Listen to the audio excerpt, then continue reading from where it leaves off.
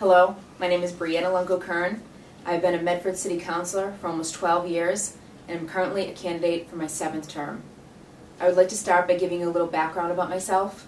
I was born and raised in Medford. I grew up on South Street in Medford, having been raised by my parents, Edward and Susan Lungo. I am proud to have a hardworking sister, Ariana, who teaches at the Roberts Elementary School in Medford. My sister and I attended St. Joseph School, and I graduated from Medford High School in 1998.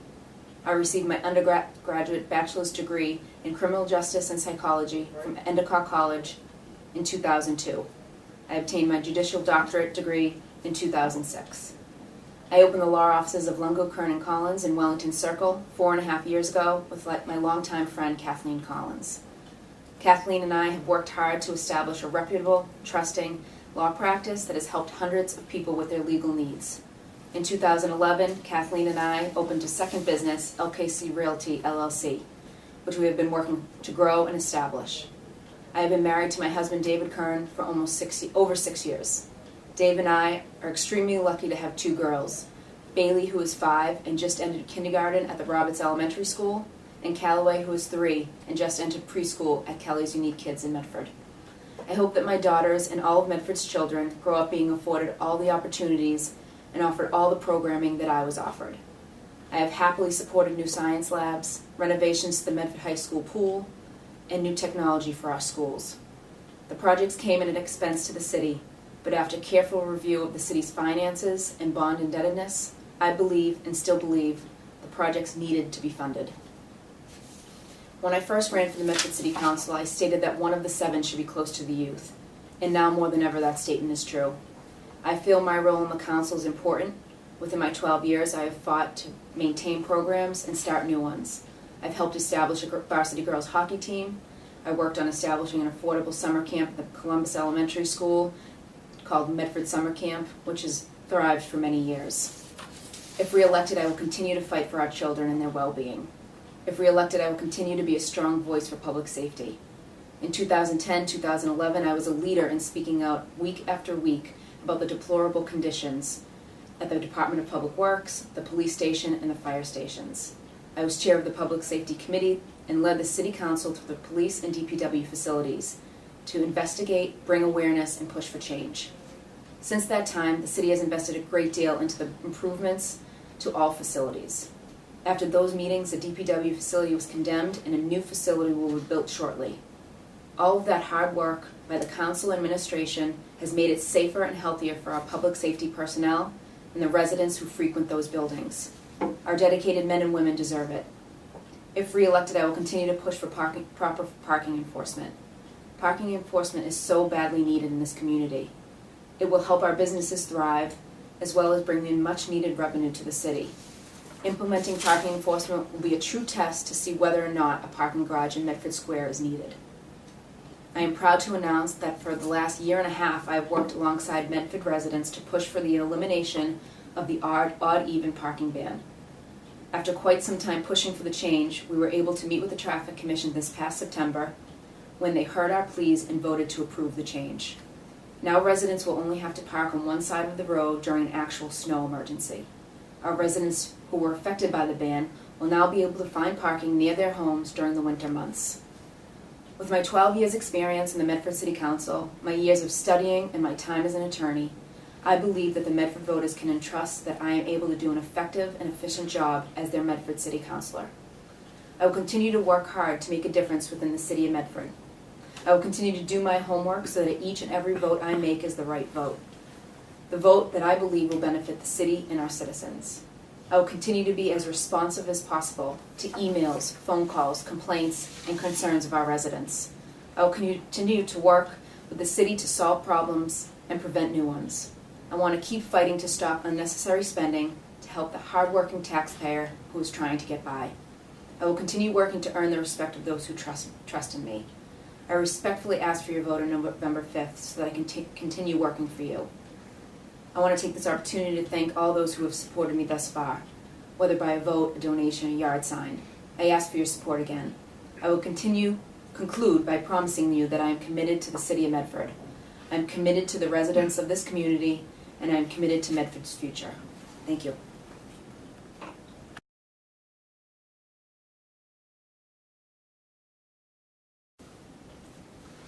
Hello, my name is Michael Marks and I'm a candidate for re-election to the Medford City Council. I reside at 37 Wellington Road with my wife Lisa and our 3 children, Gianna, Olivia, and Evan. As a member of the City Council, I know firsthand that our neighborhoods are the lifeline of our community. That is why I insisted upon the installation of raised crosswalks and introduced numerous traffic calming approaches to address speeding and pedestrian safety in our community. I have been a vocal and active member of the council, successfully advocating for many issues important to our residents, such as I supported the elimination of odd-even winter parking, with the exception of declared snow emergencies, to help with alleviate parking congestion. I led the charge to lower the age of eligibility for a senior property tax exemption from age 70 to 65, assisting those seniors who are on fixed incomes to stay in their homes. I have actively supported green initiatives such as the harvesting of rain runoff water and the use of irrigation for firefighting, and also wind power within our schools. I co-authored the resolution which led to a first-of-its-kind budget line item for the arts. I authored the resolve, which created a first-of-its-kind no-knock ordinance, which regulates door-to-door solicitors. During tough fiscal times, I sought creative revenue-enhancing ideas in lieu of tax payment, which generated over $1 million of additional revenue used to enhance our schools and public safety. I am actively pursuing the creation of a parking enforcement department, which will address business and neighborhood concerns of citywide parking enforcement. I supported the bond proposal, which led to new state-of-the-art science and technology labs here at Medford High School. As chairman of the Public Works Subcommittee, I offered the resolve requesting an on-site walkthrough through our DPW yard, which led to the building of a brand new state-of-the-art facility. During budget time, I was successful in adding additional funding for our public library facility. I've been a strong voice against escalating water and sewer costs within our community and have put forth many ways to reduce our bills. We as a community must move forward on a long-term systematic approach to addressing the water and sewer issue. My involvement in the community is more than appearing at a Tuesday night council meeting. It's being part of the many great organizations that make Medford so great. Organizations that I've been involved with include Medford Brooks Estates Land Trust, the Medford Boys and Girls Club, Medford Sped Pack, Medford Historical Society. I also served on the board of directors for the Medford Arts Council Incorporated and was actively involved with and supported the creation of a new state-of-the-art cultural center which would give artists and residents in our community a place to explore the arts. Finally, as your city councilor, I embrace change and diversity in our community. I established office hours at the Senior Drop-In Center and at City Hall in order to keep in touch with residents who might otherwise feel government doesn't care. I've written numerous op-ed articles in the Medford Transcript addressing such hot point articles as how safe is your neighborhood and finding additional revenue in difficult times, allowing those who don't follow the City Council to know about really what's going on in city government. My commitment is to you that I will continue my voice in city government and make myself accessible to all those who wish to be heard, no matter how big or small the issue may be. I respectfully ask for your vote on Tuesday, November 5th, so I can continue my efforts on moving our community forward. I thank you.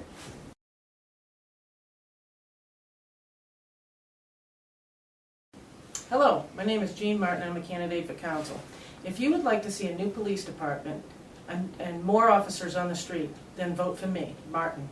If you would like to see the Medford High School be individually evaluated and have a soup to nuts inventory taken of all its problems from greatest to worst, then vote for me.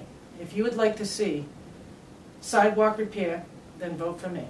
If you would like to see more people of color on the police force and more women on the police force that are veterans, vote for me. If you do not want to see the parking garage put up, vote for me. If you do not want to see public funds go towards the Brooks Estates, vote for me. Taxes will go on up under my if I'm elected council, they will go up. Taxes will go up. We have responsibilities, and the national system is so broke that there is going to be a downward pressure on this city and its finances on the local level. So if you think that you want your taxes to go down, don't vote for me, because they can't go down.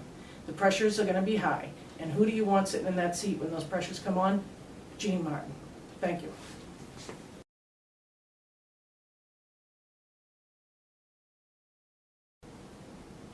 Hi, my name is Jim Morse, and I am a candidate for the Medford City Council. As a longtime Medford resident, owner-occupied landlord, disability advocate/activist, and graduate of Medford High School, I am well versed in issues that affect the city of Medford. I have 18 of these issues posted on my website, morse4medford.com, and my top issue is public safety. As a retired Medford Fire Department lieutenant from Rescue 1, former EMT ambulance driver, and former CPR instructor, nothing is more important to me than life safety.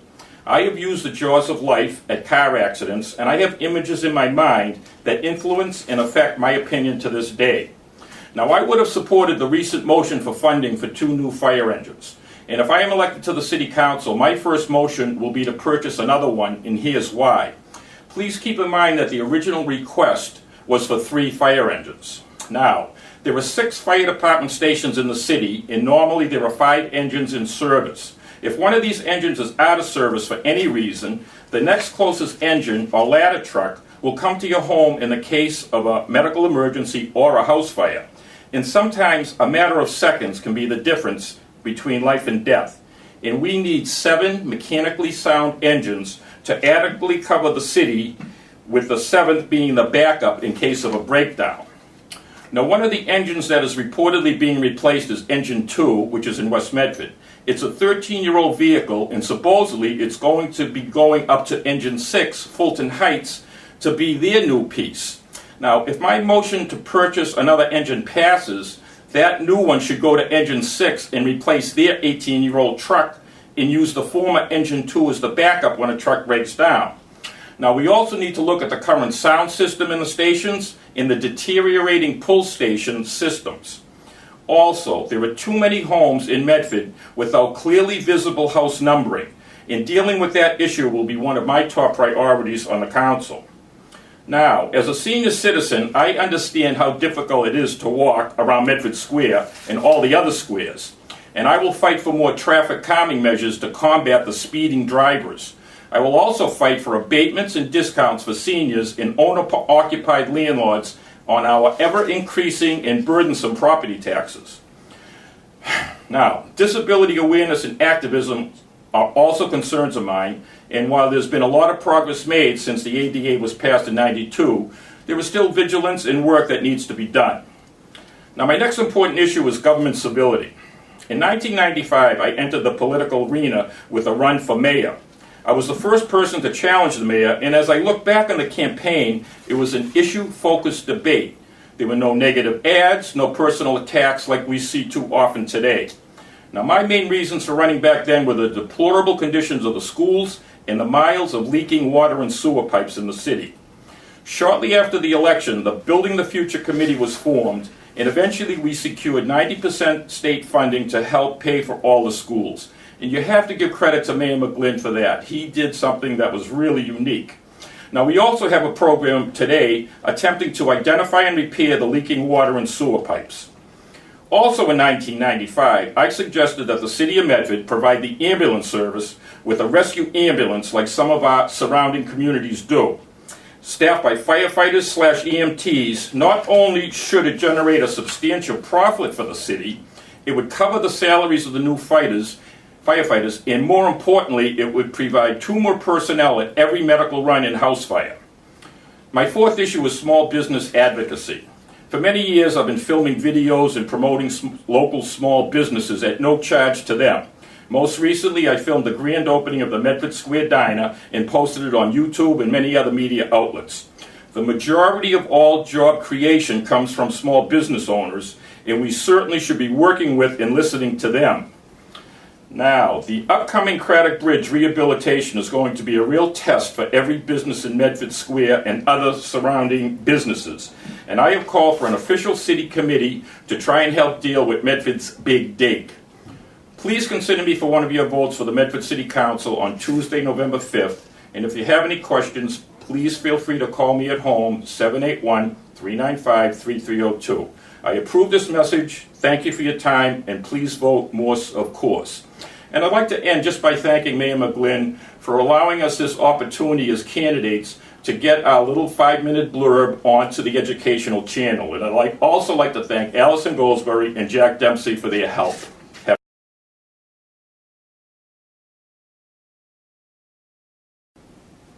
Hello, I'm attorney Neil Osborne, and I want to serve Medford City Council. My own immigration story begins in Jamaica, where my parents were born, travels through England, where my two older brothers, Brian and Leonard, and I were born, and arrives in Medford in 1969. My parents tell the story that we came to America because of the educational boundless opportunities here. We arrived in Medford because my father's brother purchased a home on Sharon Street in West Medford, and he opened his home to us. My parents brought me to Medford in 1969. Today, I live in Medford because I have learned through experience what a wonderful community Medford is to raise a family. Both my education and experience qualify me to serve. I'm a proud alumnus of Medford Public School System, graduating from Medford High School in 1982. Recently, when several alumnus joined together to form a nonprofit organization specifically for the purpose of providing positive assistance morally and supportively for the benefit of the community of Medford High School, I was eager to join in a leadership position, and I am now on the board of Medford High School's Alumni Association.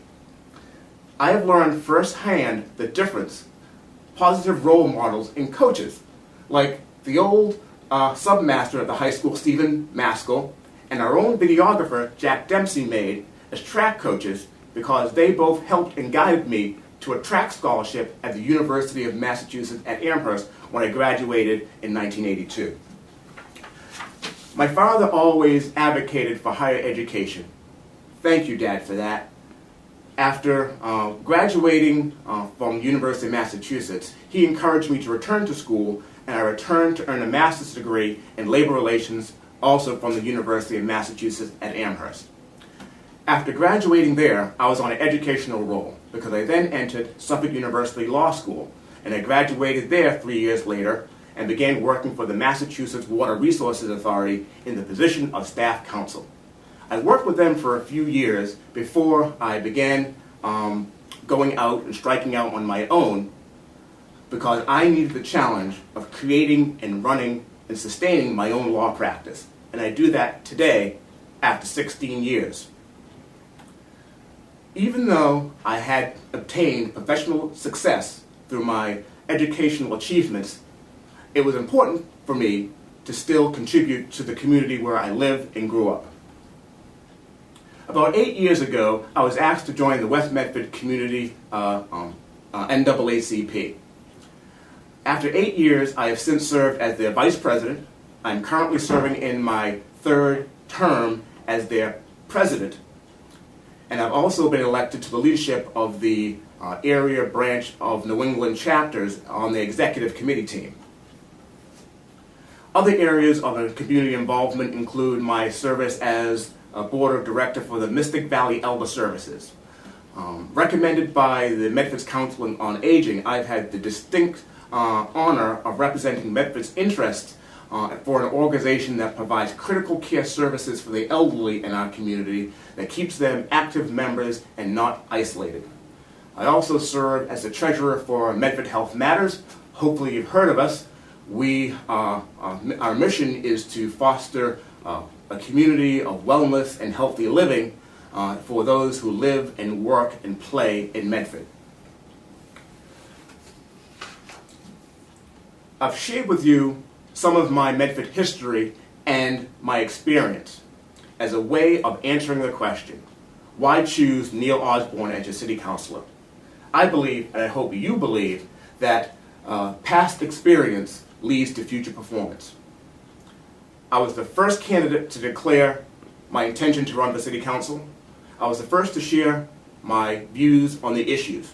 And hopefully, with your help, on November 5th, I'll be the first candidate of color in over 30 years to earn a position on Medford City Council. Thank you for your time.